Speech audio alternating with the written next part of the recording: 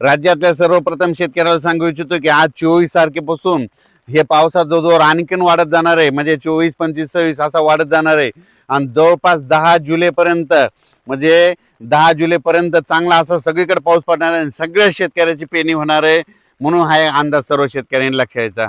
राज्यातल्या सर्व शेतकऱ्याला सांगू इच्छितो की आज देखील पूर्व विदर्भ, पश्चिम विदर्भ, दक्षिण महाराष्ट्र, उत्तर महाराष्ट्र, कोकणपट्टी, खानदेश, मराठवाडा सगळीकडे काय होणार आहे म्हणजे हे पाऊस काय होणार दररोज. आज सकाळी वेगळ्या भागात, दुपारी वेगळ्या भागात, रात्रीच्याला वेगळ्या भागात असं करत करत सगळीकडे हे पाऊस जाणार आहे आणि सर्व शेतकऱ्याची पेरणी होणार आहे.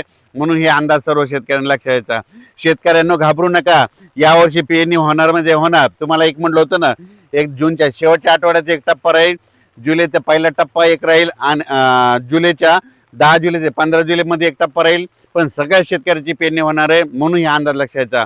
खास करून परत एकदा सांगू इच्छितो, आज देखील मुंबई, पुणे, घाटमाता, नाशिक ह्या पट्ट्यामध्ये रायगड पासून रत्नागिरी ह्या पट्ट्यात आज जोरदार पावसाला सुरुवात होणार आहे.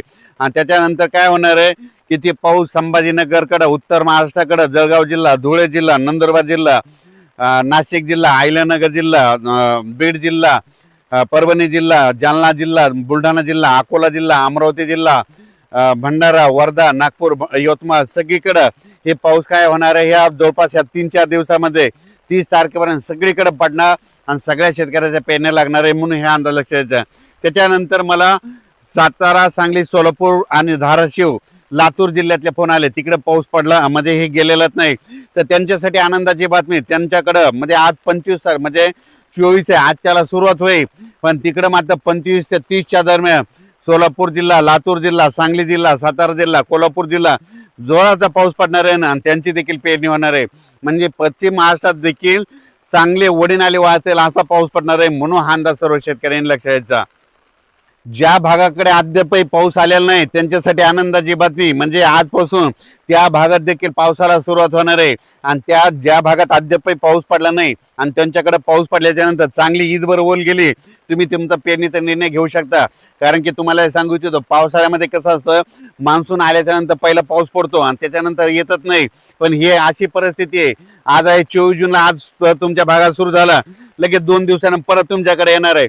म्हणजे असं करत करत 10 जुलैपर्यंत महाराष्ट्रामध्ये दररोज वेगवेगळ्या भागात पाऊस पडणार आहे, सगळ्या शेतकऱ्याची पेरणी होणार आहे. म्हणून हा अंदाज सर्व शेतकऱ्यांनी लक्षात घ्यायचा. आणि बऱ्याच शेतकऱ्याचे फोन आले की यावर्षी आमचे पाळीव प्राणी आहे, पशुधन आहे, तर त्याबद्दल तळ्यामध्ये पाणी येणार आहे का. त्या जे छोटे छोटे तळे, तर तुम्हाला एक उदाहरण सांगतो.